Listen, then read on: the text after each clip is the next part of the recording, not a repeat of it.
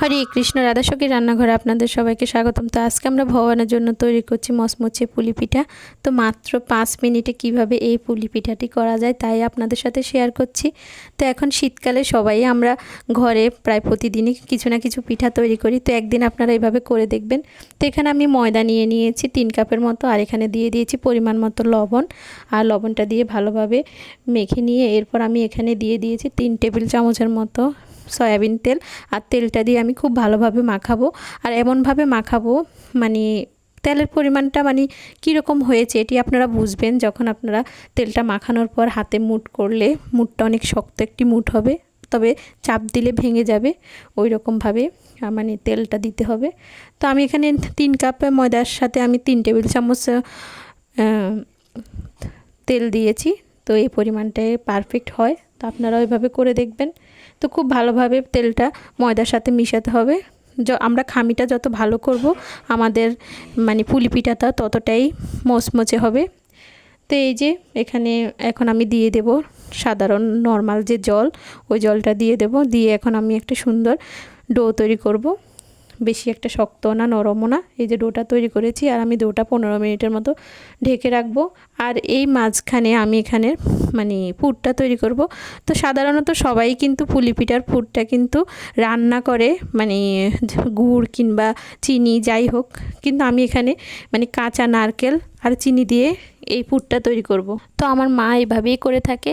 আর এই কাঁচা নারকেল আর চিনি দিয়েটা আমি পুরে যখন দেব তখন কিন্তু পুলি পিঠাটা যখন ভাজবো একদমই লো আছে, তখন কিন্তু ভিতরে পুরটা অনেকটাই সিদ্ধ হয়ে যাবে। যাই হোক, পুরটা রেডি হয়ে গেছে। এবার আমি এখানে রুটিটা করে নেব। তো আমি এখানে কিন্তু রুটিটা তেল দিয়ে বেলবো না, এমনিতে ময়দা দিয়েই বেলবো। আপনারা চাইলে তেল দিয়েও বেলতে পারেন, তবে ময়দা দিয়ে বেললে কোনো সমস্যা হয় না, খুব সুন্দরভাবে পুলিটা ভাজা যায়। তো এইভাবে আমি আস্তে আস্তে সাধারণত যেভাবে রুটি তৈরি করে ওই রকম একটি পাতলা রুটি তৈরি করব। তো আমার ভিডিওগুলো যদি আপনাদের ভালো লাগে অবশ্যই আমার চ্যানেলটি সাবস্ক্রাইব করবেন, লাইক দিবেন, শেয়ার করে দিবেন। আর যদি কোনো মতামত থাকে তাহলে কমেন্টসে জানাবেন। তো যাই হোক, আমার রুটিটা কিন্তু বেলা হয়ে গেছে প্রায়। একদম পাতলা বেলতে হবে, যতটুকু পাতলা করলে আপনার পুলিটা মচমচে হবে ওই রকম। একদম বেশি কাগজের মতো পাতলা না, কিছুটা লুচি যেরকম আমরা লুচির রুটিটা যেরকম করি এই যে এরকম পাতলা। তো এরপর আমি এখানে পুরটা দিয়ে দেব। আর সাধারণত পুলি যেভাবে তৈরি করে ওইভাবে চেপে চেপে পুলির শেপটা দিয়ে দেব। তো এই পুলিটা খুব শর্টকাটে একদম 5 মিনিটে হয়ে যায়।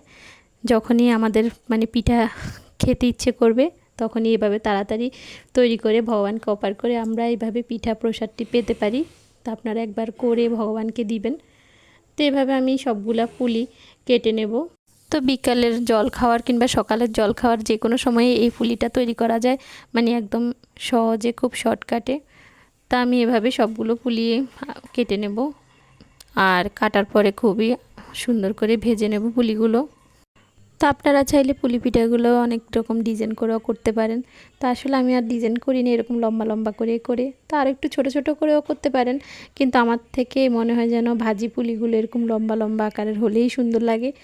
যাই হোক, এখানে আমি এখন সাদা তেল দিয়ে দিয়েছি। আর এটি কিন্তু একদম পাগলা গরম করা যাবে না, একটু যখন হালকা গরম হবে তখন আমি পুলি পিঠাগুলো দিয়ে দেব। ঠিক যতগুলা আপনার কড়াইতে দেওয়া যাবে ঠিক ততগুলো দেব। তো দেওয়ার পর আমি কিন্তু এখানে একদম হাই হিটে রান্না করব না, একদম হালকা আছে মচমচে করে ভাজবো। কারণ যতই হালকা আছে আমি এই পিঠাগুলো ভাজি ততই পিঠাগুলো কিন্তু মচমচে হবে খুব ভালো। না হলে কিন্তু উপর থেকে লাল হয়ে যাবে আর ভিতরটা কিন্তু নরম থাকবে।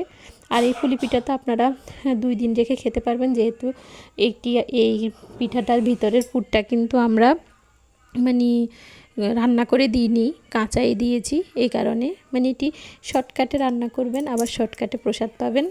যাই হোক, তো এভাবে একটু হালকা লাল লাল করে আমি সবগুলো পিঠা ভেজে নেব। আর যেগুলো হয়ে গেছে ওগুলো তুলে নেব, আর যেগুলো একটু সাদা রয়ে গেছে ওগুলো আমি আরেকটু ভাজবো। তো এভাবে আমি উল্টে পাল্টে পিঠাগুলো ভেজে টিস্যু পেপারে তুলে নেব।